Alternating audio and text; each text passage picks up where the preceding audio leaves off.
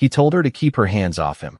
3 days later, he was whispering her name like it was the only thing keeping him alive. The wind came down hard off the ridge that morning, carrying dust and the dry smell of pine through the narrow street of Cedar Hollow, a town small enough that every pair of eyes noticed what didn't belong. And Margaret Hale didn't belong the moment she stepped off that stagecoach, her boots hitting the dirt a second slower than everyone else, her shadow wider, heavier, lingering just a little too long against the wood-planked storefronts. No one said anything at first, but the silence had shape, had weight, like something pressing gently but firmly against her back as she adjusted the strap of her worn leather bag and made her way toward the clinic at the far end of the street. A man leaning against a hitching post let out a quiet breath through his nose, not quite a laugh, not quite kind, and another turned his head just enough to watch her pass without being caught doing it. Margaret kept walking, steady, measured, her steps deliberate, as if the ground itself deserved respect.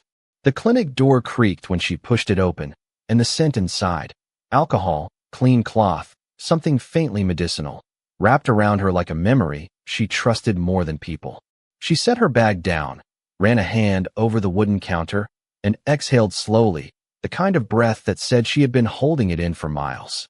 Outside, a horse snorted, hooves shifting against packed dirt, and somewhere farther off, a hammer struck metal in a rhythm that echoed across the valley. Cedar Hollow moved the way all small towns did, quiet on the surface, watching underneath. They would learn her name eventually. They always did. But not yet. Not while she was still just a shape that didn't fit.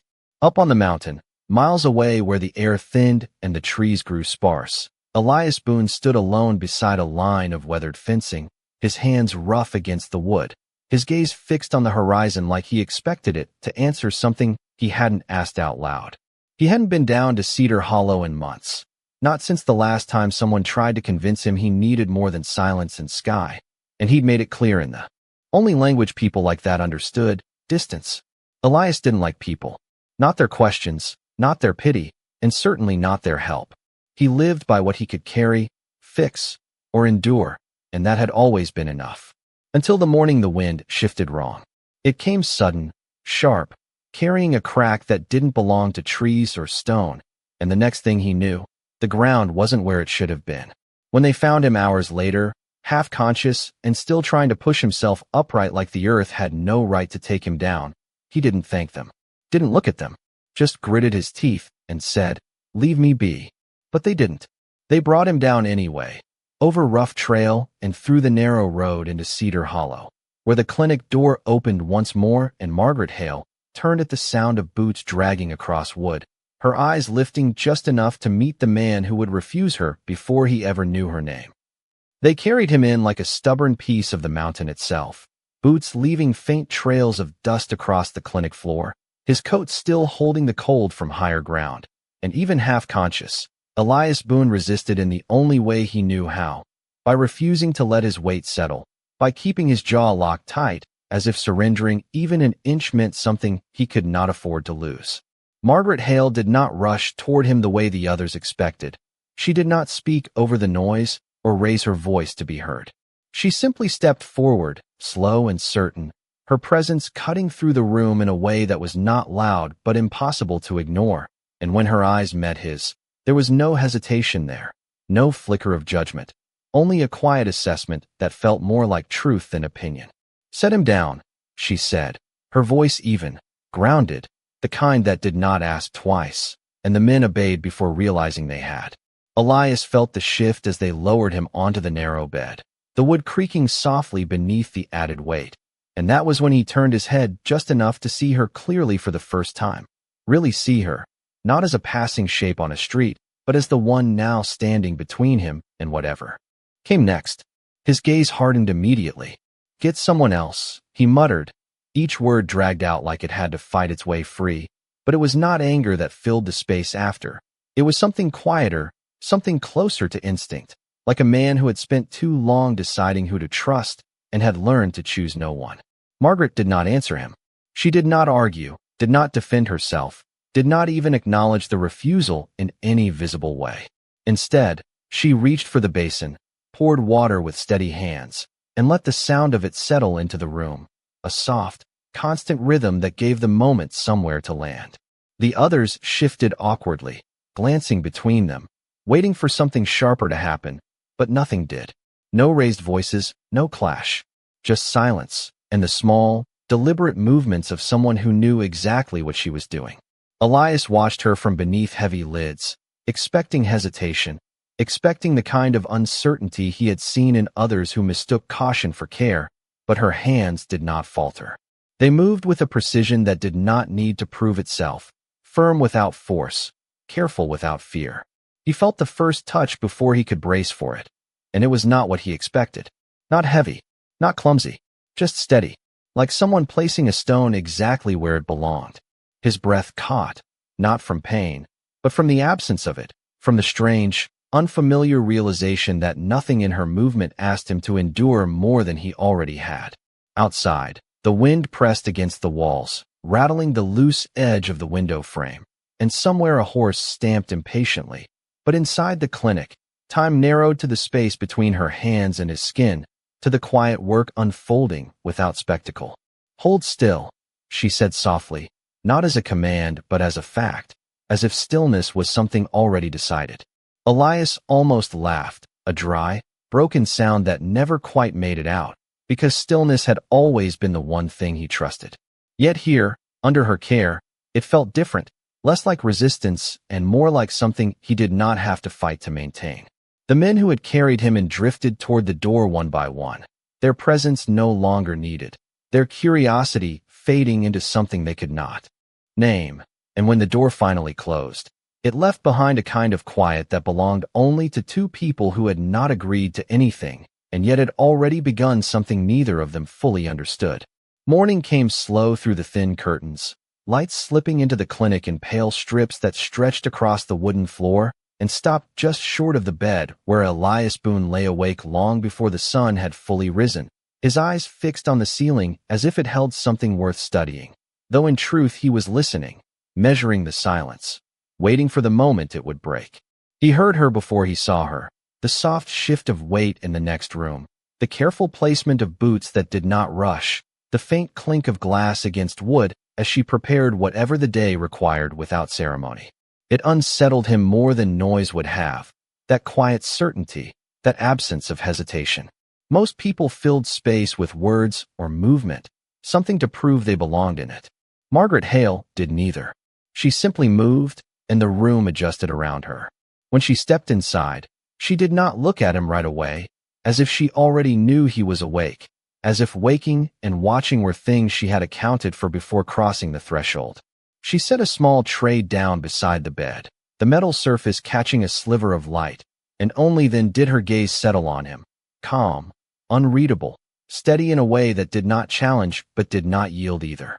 "You should drink," she said, her voice low, carrying no expectation of argument, only the simple truth of it. Elias shifted slightly, testing the weight of his own body, the way it responded without asking permission, and for a moment he considered refusing again, holding on to that small piece of control like it mattered more than anything else in the room.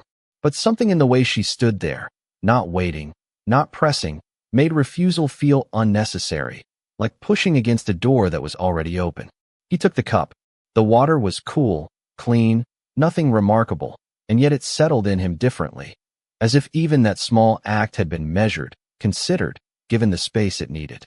Margaret watched only long enough to see that he would not spill it, then turned away, moving toward the window where the morning light framed her in soft edges that the town had never bothered to notice. Outside, Cedar Hollow was beginning to wake, the distant murmur of voices and the rhythmic creak of a wagon wheel rolling over packed dirt. But inside the clinic, the world still felt held in place, like something fragile had been set down and no one wanted to risk disturbing it. Elias lowered the cup slowly, his gaze following her without meaning to, tracing the way her hands moved as she adjusted the cloth on the counter, each motion deliberate, grounded, never wasted.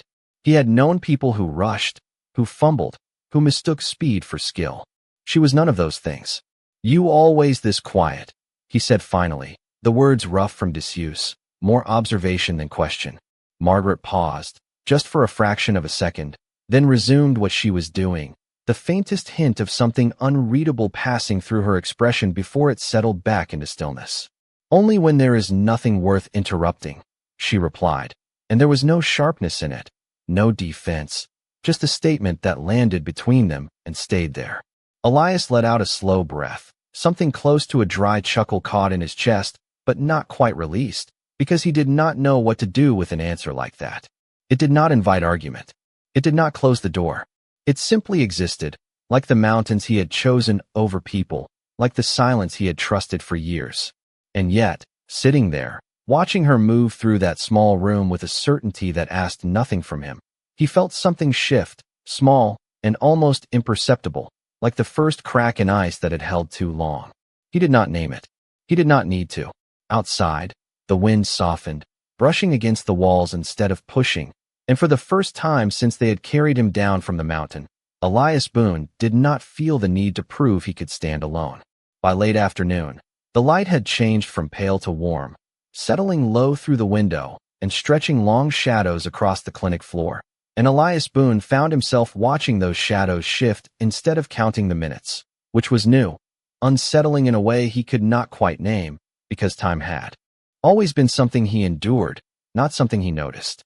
Margaret Hale moved through that same light without acknowledging it, her focus fixed on the small, necessary tasks that filled the room, folding cloth, checking bottles, adjusting the position of things that already seemed in place, and yet under her hands, everything became more certain, more deliberate, as if disorder simply did not belong where she stood.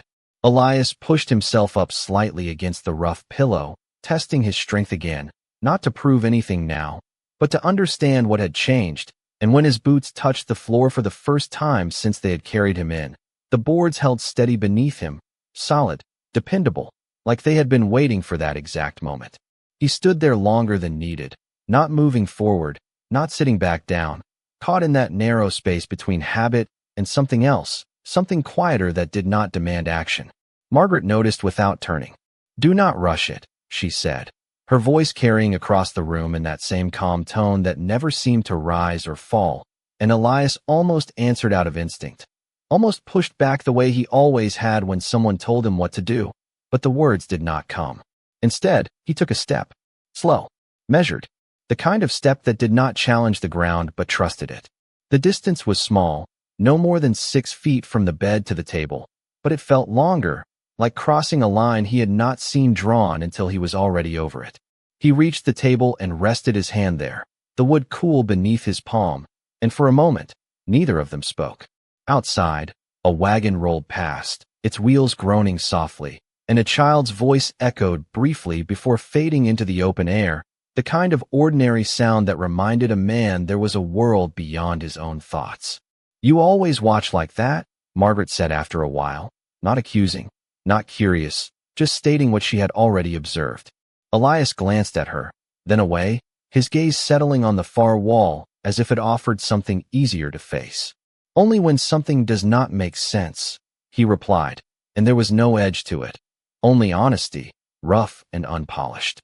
Margaret considered that for a moment, her hand stilling just long enough to acknowledge it, then continued her work, unbothered by the weight of his words. "Does it trouble you," she asked, "when something does not need to make sense to be true?" The question lingered in the air, not pressing, not demanding, just present, and Elias felt it settle somewhere deeper than he expected, because he had built his life on things that could be measured, carried, fixed, understood, and here, in this small room, with this woman who moved like certainty without explanation, he was beginning to see something he could not name, something that did not fit into the rules he had trusted for years. He let out a slow breath, his shoulders lowering just slightly, the tension easing in a way that felt unfamiliar. "It does now," he said quietly, and the admission did not sound like defeat. It sounded like recognition. Margaret did not respond, not with words. She simply placed a clean cloth on the table beside his hand, her fingers brushing the edge of the wood, close enough to be noticed, far enough not to intrude, and in that small, deliberate space, something passed between them that neither of them tried to define. The sun dipped lower, the lights softening into gold, and for the first time and longer than he could remember, Elias Boone did not feel the pull of the mountain calling him back. He stood where he was, in a room that was not his, beside a woman he did not understand, and found that staying no longer felt like something he had to resist. The next morning came with a thin layer of frost along the window edges, the kind that softened the outside world into something distant and quiet, and Elias Boone was already awake again, sitting on the edge of the bed with his boots planted firmly on the wooden floor, not because he needed to move, but because he had begun to expect the sound of her before the day fully arrived. Margaret Hale entered without hesitation, carrying a folded blanket over one arm, her steps steady as always, her presence filling the room without asking permission, and for a moment, she simply stood there, watching him not as a patient, not as a burden, but as someone measuring the difference between yesterday and today. "You are up earlier," she said, her voice low, almost thoughtful, and Elias glanced toward her, then down at his hands as if they might explain something he could not put into words. "Did not sleep much," he answered, the truth sitting plainly between them without decoration, and she nodded once, accepting it without question, without the need to fix what did not ask to be fixed. She set the blanket down on the chair beside him, smoothing it out with slow, deliberate motions, and Elias watched the way her fingers pressed into the fabric, firm but careful, the same way she had handled everything since the moment he arrived. "You should not rush leaving," she said after a while, not looking at him, her attention still on the blanket as if the words belonged more to the room than to him. Elias let out a quiet breath, something heavier than it sounded, because leaving had already been on his mind, the mountain waiting in the back of his thoughts like it always did, constant, familiar, uncomplicated. "I am not staying," he replied, though the words lacked the certainty they usually carried, and that was enough for Margaret to pause, just briefly, before continuing her work. "No one asked you to," she said, and there was no challenge in it, no attempt to hold him there, just a simple truth that left no room for argument. That was what unsettled him the most, not pressure, not persuasion, but the absence of both, the way she allowed things to exist without needing to shape them. Outside, the town had begun to stir again, voices carrying faintly through the walls, the distant creak of wood and the soft jingle of harness metal drifting in and out like passing thoughts, and Elias found himself listening, not with suspicion, but with a kind of quiet awareness that felt new, like noticing something he had spent years ignoring. Margaret moved to the shelf near the window, adjusting a small row of glass bottles, aligning them with a precision that seemed unnecessary until it was done, and then it felt like they had always belonged that way. "They talk, you know," she said after a moment, her back still turned, her voice steady, and Elias frowned slightly, not because he did not understand, but because he did. "People always do," he replied, his tone neutral, practiced, but she shook her head faintly, as if correcting something he had not fully grasped. "About me," she said, not bitter, not defensive, just stating it plainly, and the words settled into the room with a weight that did not need explanation. Elias looked at her then, really looked, the way he had begun to without realizing it, seeing not what the town saw, not the outline they whispered about, but the way she stood, grounded, unshaken, as if their words had no place to land. "Does it matter?" he asked quietly, the question coming out before he could stop it, and for the first time, Margaret turned fully toward him, her eyes meeting his with something deeper than calm, something that held both truth and something like memory. "It used to," she said, and there was a pause, a space where more could have been said but was not, because she did not need to explain the rest. Elias held her gaze for a moment longer than necessary, then looked away, his jaw tightening slightly, not from anger, but from something he did not recognize yet, something that pressed against the edges of his understanding like a question he was not ready to answer. He stood slowly, testing his weight again, and this time, it held without hesitation, his balance steady, his steps firm as he moved a few feet closer to the door, not leaving, not yet, but close enough to feel the distance. Margaret did not stop him. She did not speak. She simply watched, the same way she had from the beginning, with a quiet certainty that did not try to control the outcome. And as Elias Boone stood there, one step away from the life he knew, he realized that for the first time, it was not the mountain holding him back. It was the silence he was not ready to walk away from. The door stood half open, letting in a narrow slice of cold morning air that carried the faint scent of pine and distant smoke. And Elias Boone remained there longer than any man with his instincts should have, one hand resting lightly against the frame as if he needed something solid to measure the weight of the moment, his eyes tracing the quiet street beyond where Cedar Hollow moved without urgency, where no one was watching him now, no one waiting to see if he would leave or stay. It should have been simple. It always had been. You walk out, you do not look back, and whatever is behind you becomes smaller with every step until it disappears completely. That was how he had lived for years. That was how he had survived. But something in that room behind him held its shape differently, not loud, not demanding, just present in a way that did not fade when he turned away.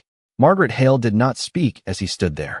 She did not ask him to stay, did not offer reasons or arguments, and that silence followed him more closely than any voice could have. He stepped outside. The ground felt familiar beneath his boots, firm, dry, honest in a way that did not change depending on who stood upon it. And for a moment, Elias let himself settle into that, into the simplicity of it, the clarity of open air and distance. A man across the street tipped his hat slightly, not in greeting but in recognition, the kind given to someone known by reputation rather than presence, and Elias gave a small nod in return, automatic, detached. He took another step forward, then another, the space between him and the clinic stretching by inches, and still, the quiet behind him did not release its hold.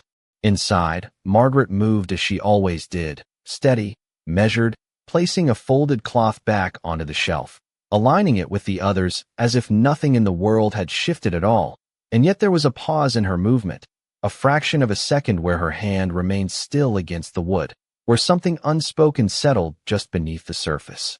Outside, Elias stopped. Not far. No more than 10 feet from the door. He stood there, facing the open street, but his eyes no longer followed it.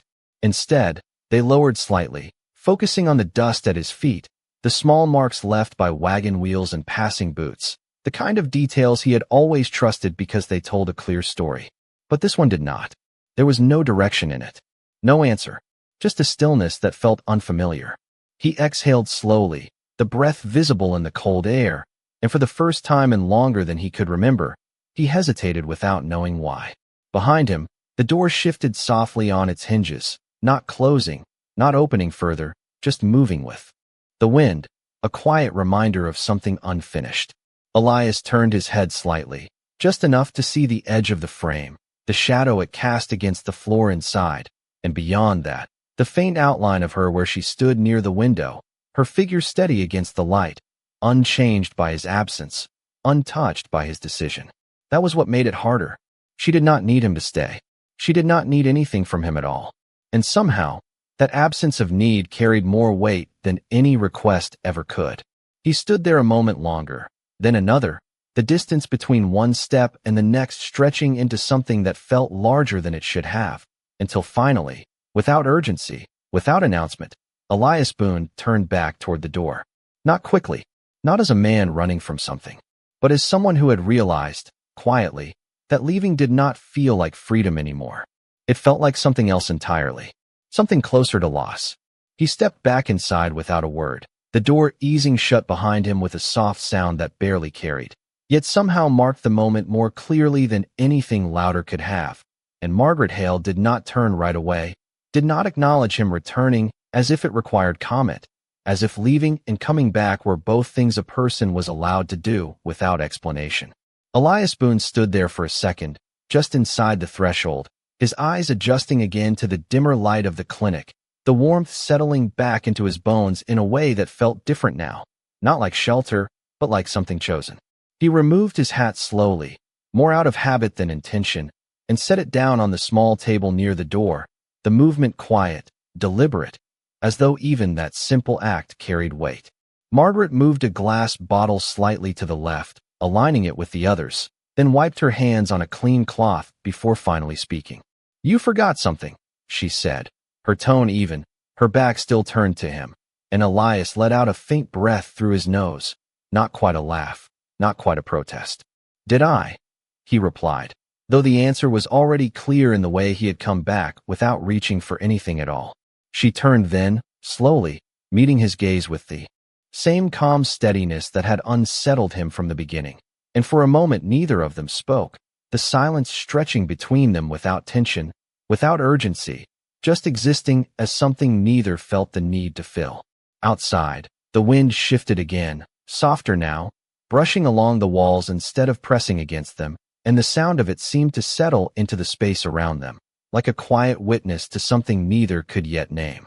Elias took a step further into the room, then another, his movements no longer testing, no longer uncertain, just present, and he stopped near the table where his hat rested, his hand hovering over it for a moment before dropping back to his side. "You always let people walk out like that?" he asked, his voice lower now, less guarded, carrying a question he had not meant to ask out loud. Margaret considered him for a moment, her expression unchanged, her eyes steady in a way that did not challenge, did not invite defense, only truth. "If they need to," she answered, simple as that, and something in those words settled deeper than he expected, because he had spent years believing that leaving was strength, that walking away proved something about who he was, about what he did not need. But here, in this small room, with this woman who did not hold on and did not push away, he was beginning to understand something else entirely, something quieter, something that did not measure strength by distance. He nodded once, more to himself than to her, and reached for the chair, lowering himself into it with a slow exhale that carried more than just the weight of his body.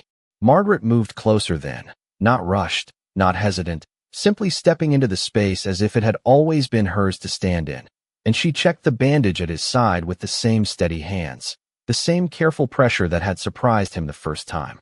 He did not pull away, did not tense.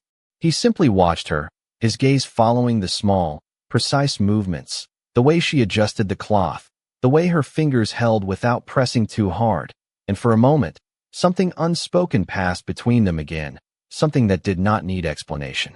"You could have gone," she said quietly, not looking up, her voice softer than before, and Elias leaned back slightly in the chair, his eyes shifting toward the window where the light had begun to fade into something warmer, something slower.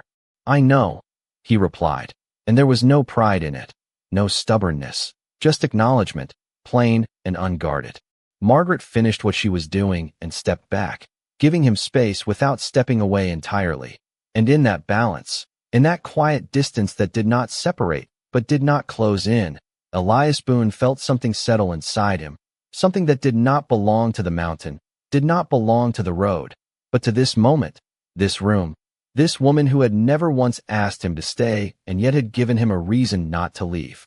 That evening settled over Cedar Hollow with a quiet kind of patience, the sky dimming into deep shades of amber and blue while the town slowed to a softer rhythm, and inside the clinic, the light from a single oil lamp cast long shadows that stretched and shifted with every small movement, turning the room into something more intimate, more contained. Elias Boone remained seated where he had been for some time, not out of necessity now, but because leaving no longer felt like the natural next step, and that alone was enough to keep him still. Margaret Hale worked nearby, her presence steady as always, moving between table and shelf with that same measured precision, her hands never hurried, never uncertain, and the quiet between them no longer felt like distance. It felt like understanding. Elias watched her in that silence, not with suspicion anymore, but with something closer to curiosity, as if he was beginning to see pieces of a story he had not known existed. "You ever think about leaving?" he asked after a while, his voice lower in the dim light, less guarded, more reflective, and Margaret paused for a brief moment before answering, her hand resting lightly against the edge of the table as if grounding the thought before it formed into words. "I did," she said, simply, and that was all at first, just enough to hold his attention, to make the silence that followed feel heavier, more deliberate. Elias leaned forward slightly, resting his forearms on his knees, his gaze fixed on her now, waiting in a way he had not allowed himself to before. Margaret turned toward him then, the lamp, light catching the side of her face, softening the lines that others had judged too quickly, revealing something deeper beneath what they thought they saw. "There was a man," she continued, her voice steady, not fragile, not breaking, just honest, and Elias felt something shift again, quieter this time, but no less real. "He came through here last winter. Sick. Weak. I was afraid I would hurt him if I was not careful enough. So I hesitated. She stopped there, not looking away, not hiding from what came next, and Elias felt the weight of those words settle into the room. Not as guilt, not as something she carried like a burden, but as something she had already faced and chosen not to run from. He did not make it, she finished, and there was no tremor in her voice, no collapse into regret, only the quiet acceptance of something that had already shaped her. Elias exhaled slowly, his eyes lowering for a moment as if the floor beneath him offered a steadier place to hold that truth. And when he looked back up, there was something different in his gaze, something softer, something that had nothing to do with pity and everything to do with understanding. So you stopped hesitating, he said, not a question, and Margaret nodded once, the smallest movement, but enough. I learned that care does not come from fear, she replied, and her hands rested at her sides now, still, as if the lesson had settled into her long ago and no longer needed to be proven. Elias leaned back slowly, the chair creaking beneath him, and for a moment, neither of them spoke, the silence returning but carrying something new within it, something that felt shared. Outside, the wind moved gently through the trees, a soft whisper against the walls, and somewhere in the distance, a lantern flickered to life in another window, small signs that the world continued as it always had. But inside the clinic, something had shifted in a way that did not announce itself, did not demand attention, yet could not be undone. Elias Boone looked at Margaret Hale not as a stranger, not as someone defined by what others saw, but as someone who had faced something he recognized in his own way, someone who had chosen to stay when leaving would have been easier. And for the first time, the mountain did not feel like the only place he understood. The room did. The quiet did. And somehow, so did she. The night deepened slowly, not with darkness alone, but with a kind of stillness that settled into the bones of the town. And inside the clinic, the lamp burned lower, its flame steady but softer now, casting a warm circle of light that seemed to hold everything within it just a little closer. Elias Boone had not moved from his chair, though time had passed in ways he could not quite measure, and for once, he did not feel the need to.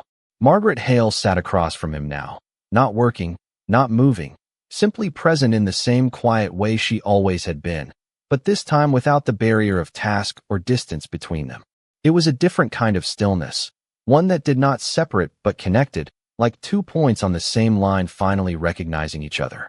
Elias rested his hands loosely on his knees, his fingers relaxed in a way they had not been in years, and his gaze drifted toward the window where the glass reflected faint outlines of the room instead of the world outside. You stayed, he said after a while, his voice low, almost lost in the quiet, but clear enough to carry meaning beyond the words themselves. Margaret did not answer immediately, and when she did, her voice was just as steady as before, but softer, as if the night itself had shaped it. So did you, she replied, and there was no question in it, no surprise, just acknowledgement of something already decided. Elias let out a slow breath, his shoulders easing slightly, as if the weight he had carried for so long had shifted without him noticing exactly when. Not something I am used to, he admitted, and this time there was no hesitation in the truth, no attempt to cover it with something harder. Margaret's eyes met his, calm, understanding, and for a moment, the silence that followed felt fuller than any conversation, like it held more than words ever could. Outside, the wind had gone completely still, leaving the town wrapped in a quiet so complete it almost felt like the world itself was listening.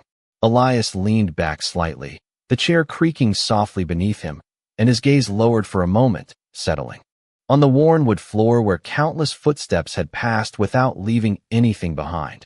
Up there, he said slowly, not needing to explain what he meant. Everything makes sense. You wake up, you work, you sleep. No questions, no people. Margaret listened without interrupting, her posture unchanged, her attention steady in a way that invited truth without demanding it. Elias lifted his gaze again, meeting hers with something more open now, something that had been held back for years without him realizing it. Down here, he continued, his voice quieter, nothing fits the same. Margaret considered his words, not dismissing them, not trying to reshape them, just letting them exist as they were, and when she spoke, Her voice carried that same grounded certainty that had anchored everything since the beginning. "Maybe it is not meant to," she said, and the simplicity of it settled into the space between them like something that had always been there, waiting to be recognized. Elias frowned slightly, not in disagreement, but in thought, as if turning the idea over in his mind, testing its weight the way he would a piece of wood or a length of rope. "Then what is it meant for?" he asked, and this time, there was something in his voice that had not been there before, something closer to seeking than resisting. Margaret's gaze softened, just slightly, and she leaned forward a fraction, her hands resting loosely in her lap, not reaching, not closing the distance, but not pulling away either. "For staying," she said quietly, and the word lingered in the air, simple, unadorned, yet carrying more meaning than Elias had expected. He did not respond right away. He did not need to. The truth of it settled in slowly, like warmth returning to cold hands, unfamiliar at first, then undeniable. And as he sat there, in that small circle of lamplight, across from a woman who had never asked him to change and never needed him to be anything other than what he was, Elias Boone realized that for the first time in his life, staying did not feel like losing something. It felt like finding it. The lamp burned lower still, its flame dipping and rising in quiet rhythm as if breathing along with the room. And Elias Boone had not realized how long he had been sitting there until the silence changed shape again. Not from sound, but from the absence of it. Margaret Hale had not moved much, but something about her presence felt different now, not distant, not guarded, just still, in a way that did not come from rest, but from something held too tightly for too long. Elias noticed it before he understood it, the way a man notices a shift in the wind before he knows a storm is coming. He leaned forward slightly, his elbows resting on his knees, his gaze narrowing not in suspicion, but in focus. "You ever get tired?" he asked quietly, the question simple, but carrying something beneath it that had not been there before. Margaret did not answer right away. Her hands remained folded in her lap, her shoulders steady, her breathing even, but her eyes shifted, just slightly, not away from him, but inward, as if the answer was not something she reached for often. "No," she said at last, but the word came softer than usual, less certain, and Elias caught it. The difference, the hesitation that had not been there before. He watched her a moment longer, then shook his head faintly. "That is not true," he said, not accusing, not pressing, just stating what he saw the same way she always had with him. Margaret's lips pressed together briefly, not in resistance, but in acknowledgement, and for the first time since he had known her, she looked away, her gaze settling somewhere just beyond his shoulder, unfocused, distant. "It does not matter," she replied, and there it was, not weakness, not failure, but something heavier, something carried without complaint for so long it had become part of her shape.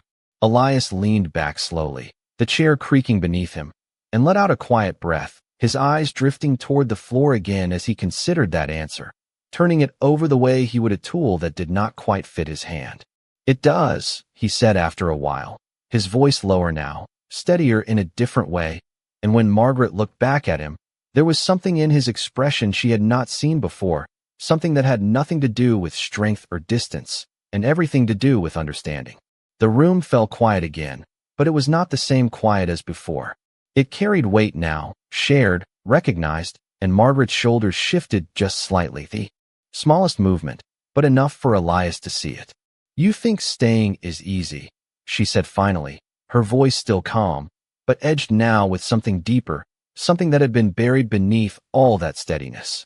Elias did not answer immediately. He held her gaze, steady, unflinching, and for once, he did not look away first. "No," he said, simple, certain, and that was enough to stop whatever else she had been about to say. The silence that followed stretched longer this time, not empty, not uncertain, but full of something neither of them needed to name. Outside, the night had settled completely, the world beyond the walls fading into darkness and distance, leaving only the small circle of light they shared.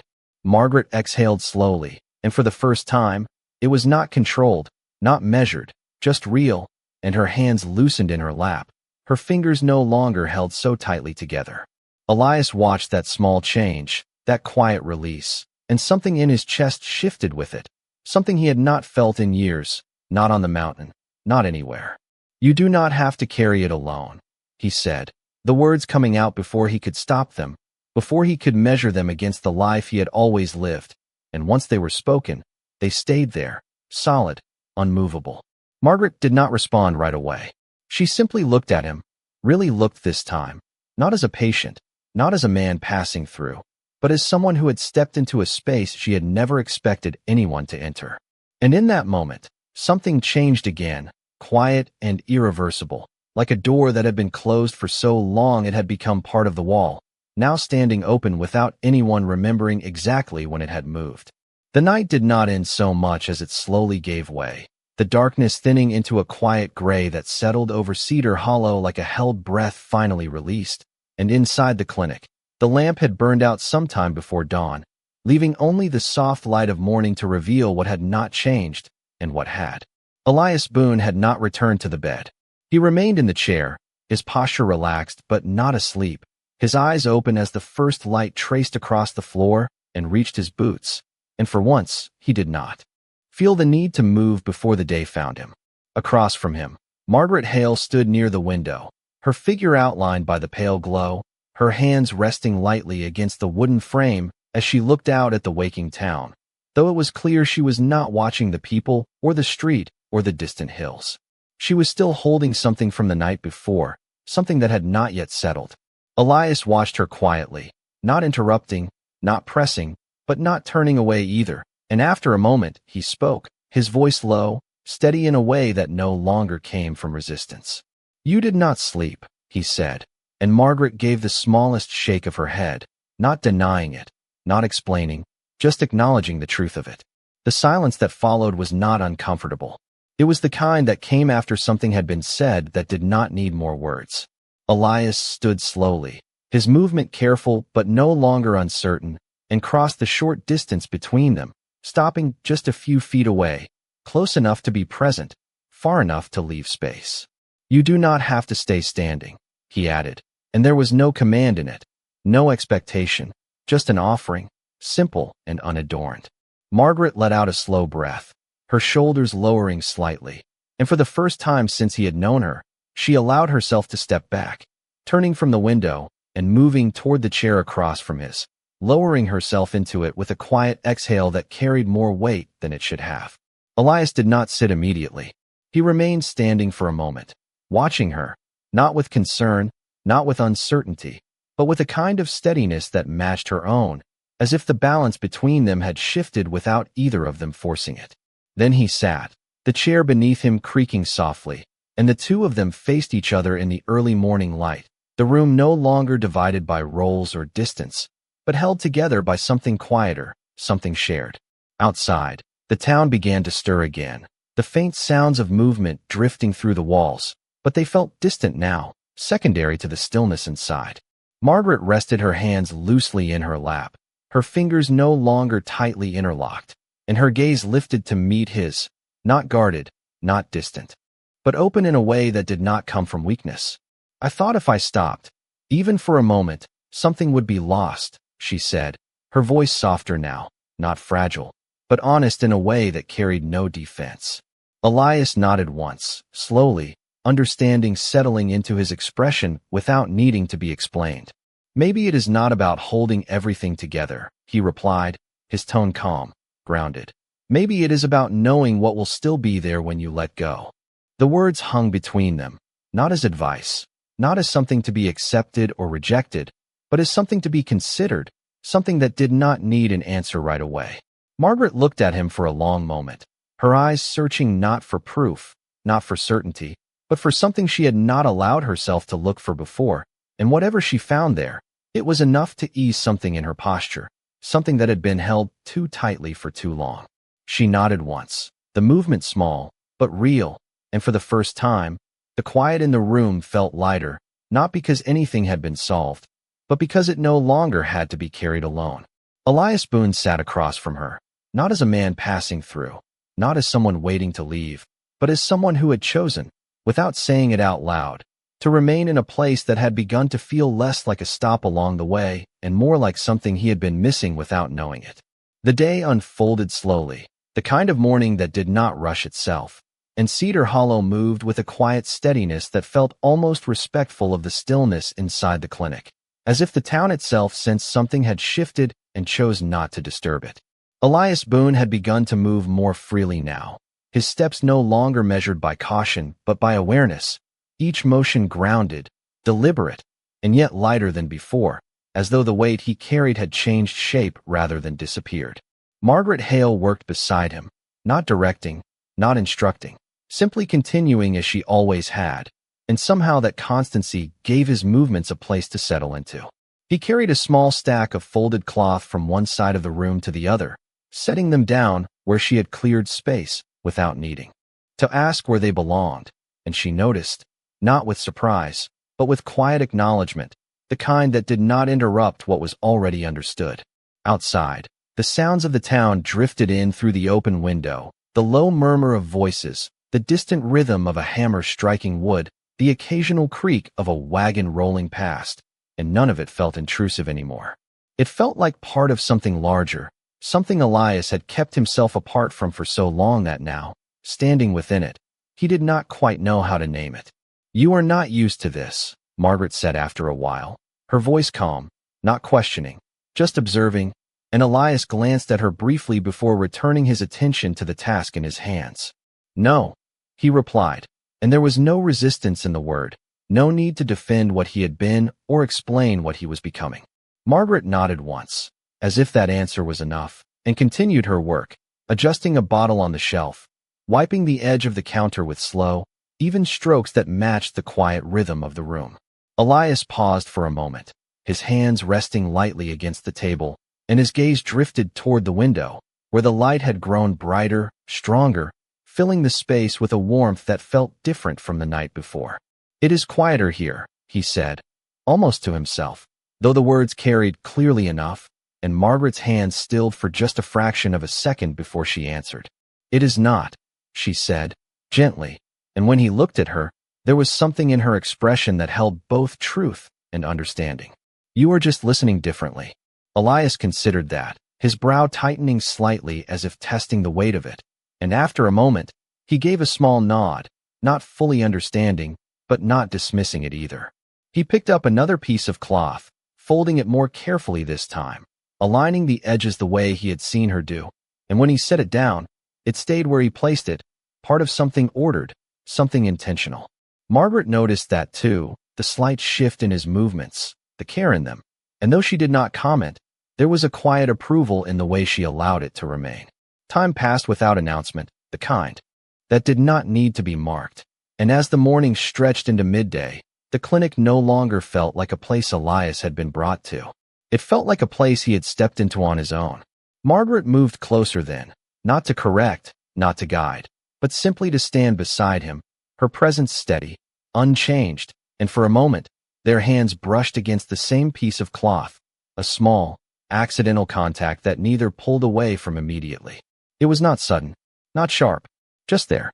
Elias looked at her, and she met his gaze without hesitation, and in that quiet, shared moment, something passed between them again, something that did not need words, did not need explanation, only recognition. Outside, the wind picked up slightly, stirring the dust along the road, carrying it forward in slow, drifting lines, and inside, the two of them stood side by side, not separate, not defined by what they had been before, but by what they were beginning to understand now. And for the first time, Elias Boone did not feel like he was learning how to stay. He felt like he already had. The afternoon stretched into evening without announcement, the light outside turning softer, longer, until it rested low against the wooden buildings of Cedar Hollow. And inside the clinic, nothing rushed to meet the end of the day, nothing pushed forward or pulled away, as if time itself had chosen to slow down and stay a while. Elias Boone stood near the open window, his hands resting lightly against the frame, not gripping, not holding, just there, the way a man stands when he no longer needs to prove he can leave. The mountain was still out there, beyond the ridge, beyond the trees, unchanged, waiting in the quiet way it always had, but for the first time, it did not feel like the only place that understood him.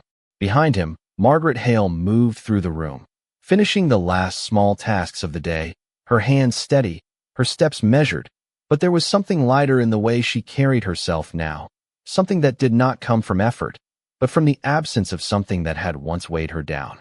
She set the final bottle in place, aligned it without thinking, then paused, her hand resting briefly against the shelf, as if marking the moment without needing to name it. Elias turned slightly, his gaze settling on her, not searching, not questioning, just seeing, and for a moment, neither of them spoke. The quiet between them had changed again, no longer something to be filled, no longer something to be held carefully, but something that existed naturally, like the air, like the space itself. "You will go back up there," Margaret said after a while, her voice calm, certain, and Elias did not answer right away, not because he disagreed, but because the truth of it no longer felt as simple as it once had. He stepped away from the window, slow, deliberate, crossing the room until he stood a few feet from her, close enough that the distance between them no longer needed to be measured. "Yes," he said finally, and there was no resistance in it, no need to prove anything beyond the truth of the word.